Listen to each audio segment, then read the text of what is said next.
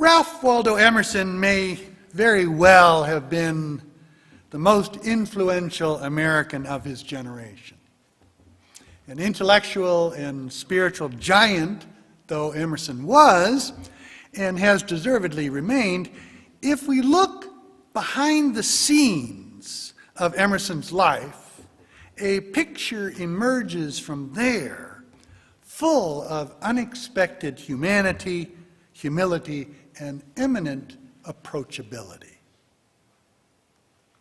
This, I would suggest, is a lesser known but equally Emersonian inspiration of a distinctly different order.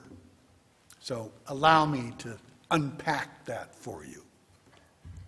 We hear from Emerson over and over again, especially in his essays, which we may have read in high school at the very least, on self-reliance, the American Scholar, the Divinity School Address, and others. We hear a refreshing, perhaps even daring refrain.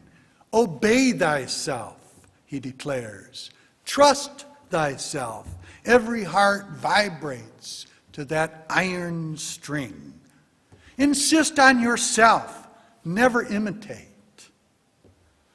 In his Harvard Divinity School address, Emerson encourages and at the same time challenges the graduating class of Unitarian ministers of 1838 by saying, "Let me admonish you, first of all, to go alone, to refuse even the good models, even those which are sacred in the imagination of others.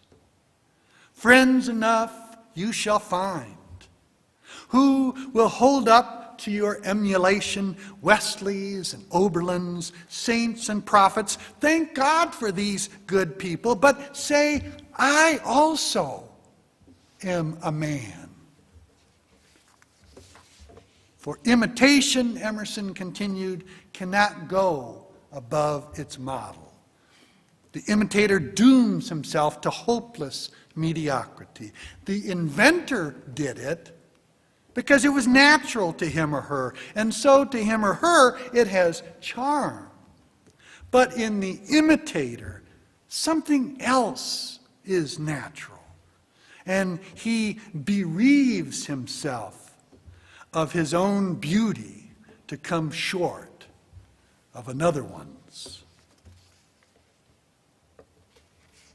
On and on we could go, citing eminently quotable passages by Emerson that invite us, if not insist to us, that we be true to ourselves, and however we might find that meaningful in our own lives. But consider, if you will, the bow upon which this iron string was strung originally. Consider, in other words, the biography, the life story of Emerson himself, particularly in relation to a question that continued to trouble Emerson for many years, as it may indeed continue to trouble some of us in our own lives.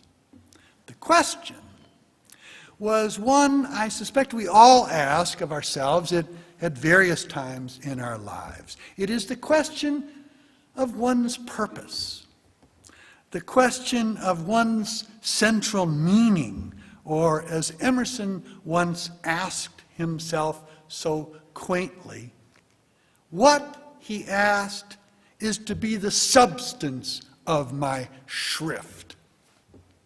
What, in other words, am I to do with my life if I would live it deeply and authentically? Well, Emerson struggled mightily with this question of what he should do with his life for a long time. Most intensely from the time he was about 24 to about the age of 36.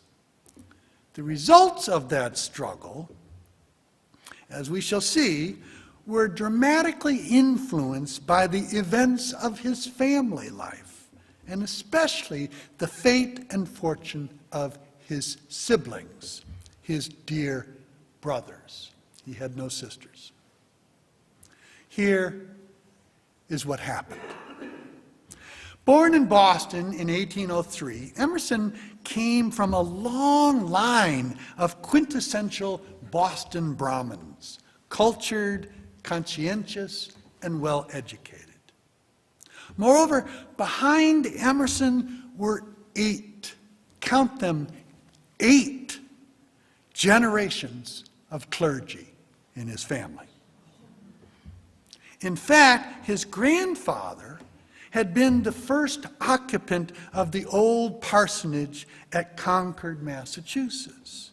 Indeed, at the beginning of the Revolutionary War, on the Sunday before the celebrated Battle of Concord Bridge, Emerson's grandfather had preached a fiery sermon entitled, "Resistance to Tyrants is Obedience to God."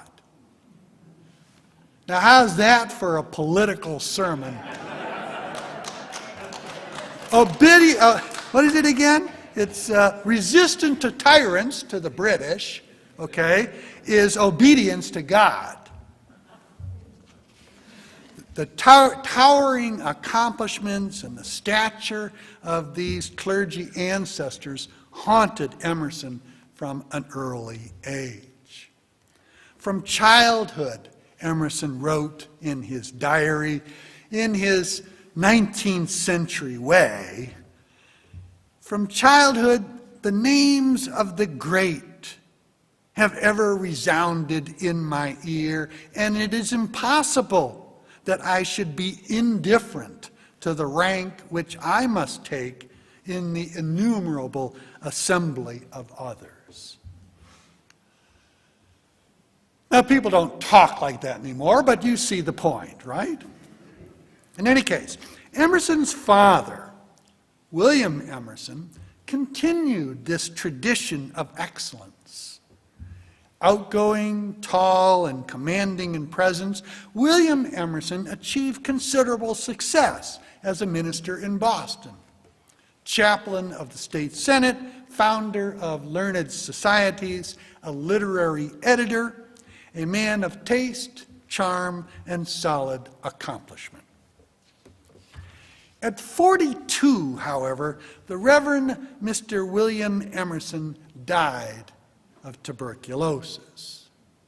His loss was widely felt, but no more deeply, of course, than by his widow and 5 young sons, who were left with little money in the days long before welfare, ministerial pension funds, or Social Security. To help support themselves, the Reverend Mr. Emerson's library was sold at auction, while the family took in boarders. It was in 1811 that William Emerson, Emerson's father, died at 42 of tuberculosis. The oldest son, also named William, was at the time 10. Ralph Waldo was 8, Edward was 6, Bulkley 5, and Charles was 3. It soon became evident that Bulkley was developmentally disabled, but the others progressed one after the other, as was expected of them, through the Boston Latin School and then on to Harvard. The oldest brother, William, was earnest and successful. He did well at Harvard and studied theology in Germany on his way to becoming a minister. But then, apparently because of theological doubts and questions, William switched from ministry to studying law in New York. In time, Emerson's older brother William became an esteemed judge eventually having a hill in Staten Island named after him. To this day, Emerson Hill. Emerson's younger brothers, Edward and Charles, were clearly the brightest of the brothers. Edward graduated from Harvard at the head of his class. Charles, 3 years his younger, did nearly as well at Harvard a couple of years later, with the added distinction of being a brilliant orator. Ralph Waldo, in contrast to his brothers William, Edward, and Charles, was clearly the least promising of the four. Imagine that. Emerson, Ralph Waldo Emerson, the great original American, the least promising of his brothers, and in fact was considered at the time kind of a slouch, kind of a ne'er-do-well in the Emerson family. Indeed, Emerson finished in the bottom half of his class at Harvard and was chosen class poet only after 6 others had turned down the opportunity. Among his gifted classmates and siblings, Ralph Waldo Emerson admitted to feeling, in his own words, a humiliating sense of inferiority. I find myself, Emerson confessed in his journal, often idle, vagrant, stupid, and hollow. Such, believe it or not, were the sentiments and meager accomplishments of the great Ralph Waldo Emerson early in his adult life. Indeed, Emerson fussed and worried about himself. Writing in his journal, he confides, "All around me are industrious and will be great. I am indolent and will be insignificant." Emerson lacked not only confidence, but apparently the discipline of his brothers and peers. Instead of studying conscientiously, Emerson had a habit of dabbling in his reading habits and idly writing poems and even short romances. "My cardinal sin," Emerson once explained, "is that of dissipation. Sinful strolling from book to book, from care to idleness." And yet, despite Emerson's presumed idleness and lack of promise, look what happened. Edward, one of Emerson's younger and brighter brothers, the one who is at the head of his class at Harvard, worked extremely hard to measure up to his family's expectations. And he succeeded. Indeed, like William, the oldest, the one who had bailed on the ministry to study law and became a judge, like him, Edward was studying law as well. Indeed, he was studying under one of the greatest practitioners of the time, Daniel Webster, when he completely broke down. "I thought," he wrote from the depths of despair, "I thought I would find God in the hurricane of ambition, but he was not there. Faint and weary, I have fallen prostrate." And indeed, he had. Although it is difficult to say exactly what kind of diagnosis we might make of it today, sadly, it was no temporary burnout for Edward. What we are told is that Edward suddenly, in the language of the day, went insane. Edward, Emerson wrote, the admired, the learned, eloquent, striving boy, a maniac, end quote.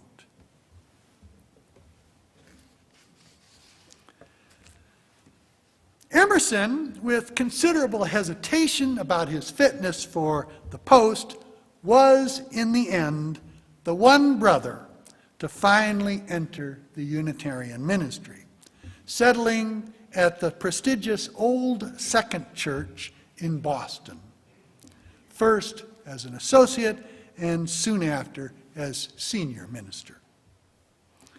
Despite all the hardships, the Emerson family tradition of ministers would not be broken. Emerson's life and sense of purpose was far from settled, however. In addition to considerable hesitation and self-doubt about his fitness for the ministry, Emerson was constantly threatened by tuberculosis, as his brothers were and as his father had been. He could not preach, he complained, without the pain from the mouse, as he put it, nibbling within my chest.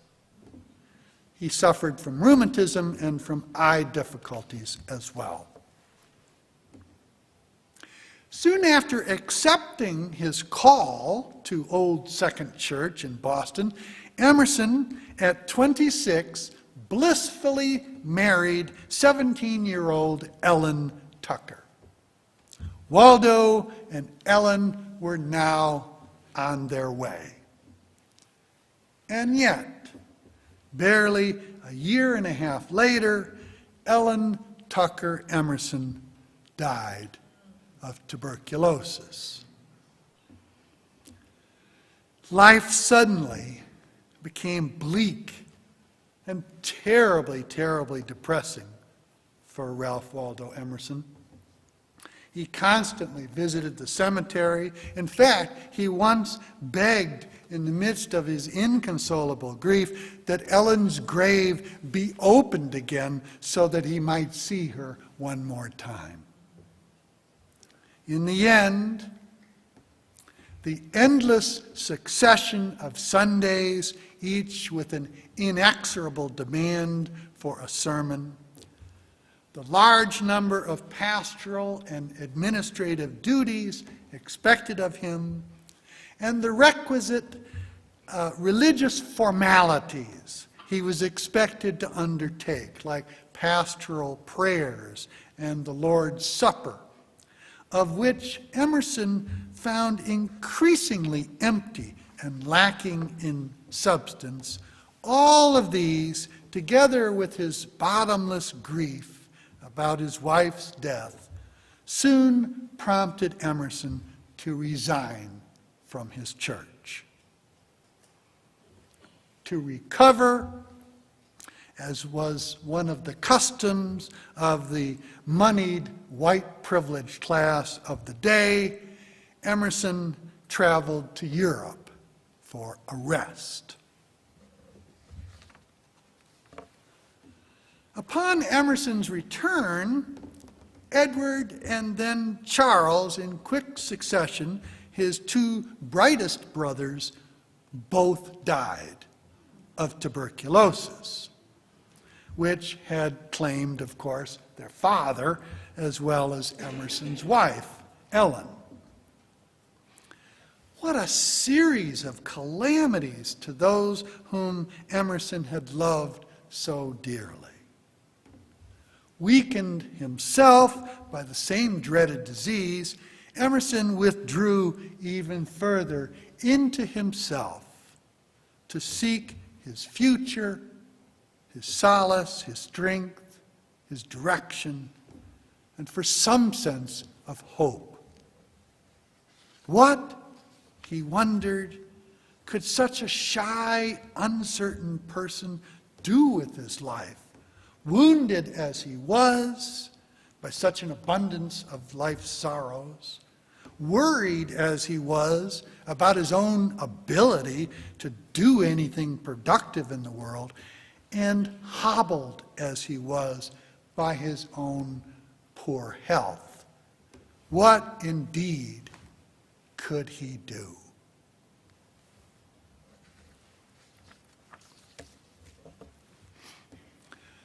Abundant strength and vision Emerson drew, however, ultimately, from what I like to call the well within.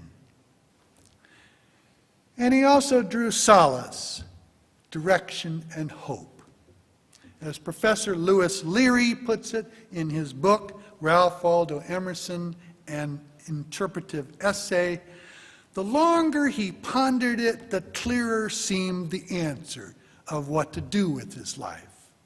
An answer, as it turned out, which spoke not only to his own personal situation, but later, through his writings, to generations of people thereafter, including some of us, perhaps.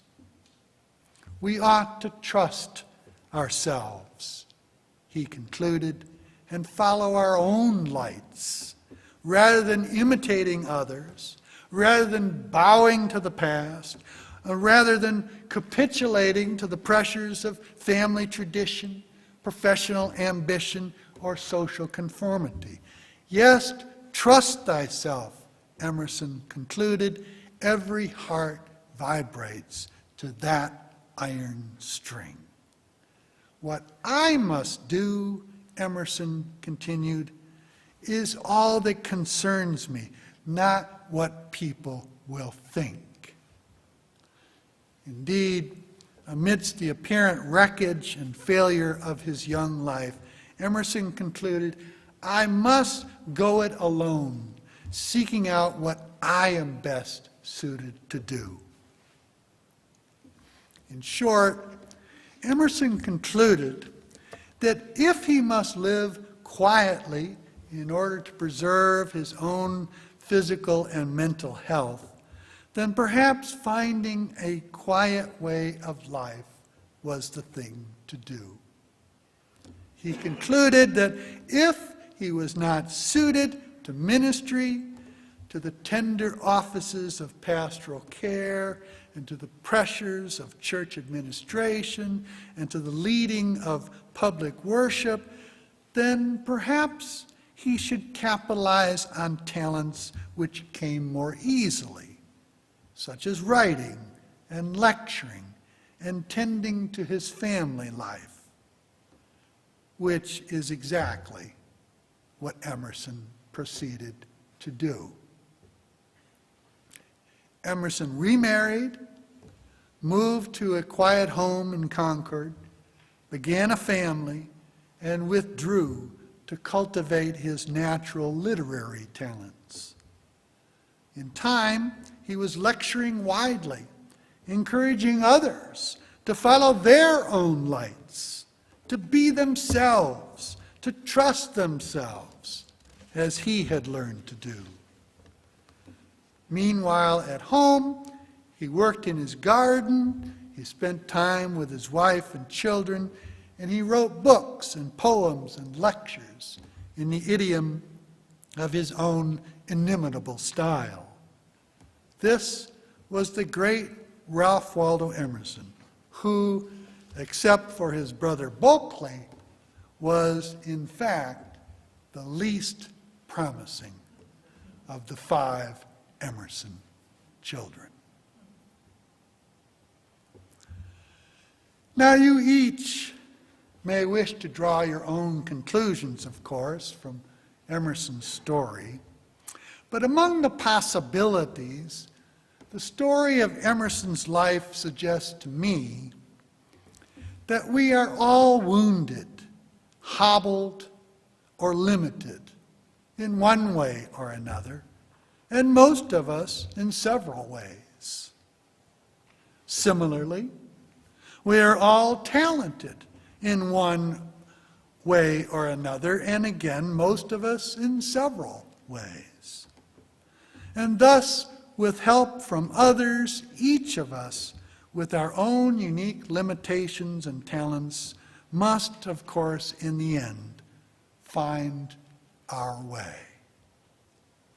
Emerson, I believe, would have us take heart and would have us have hope that no matter what befalls us in this journey through our life, whether poverty, whether sickness, whether grief, uncertainty, or failure, we can find our way. Sometimes we can find our way in the very ashes of our defeat. We can make it, in other words, especially if we will but draw up from the well within the vision, the courage, and the wisdom to trust ourselves and in some meaningful and sustainable way to thine own self be true.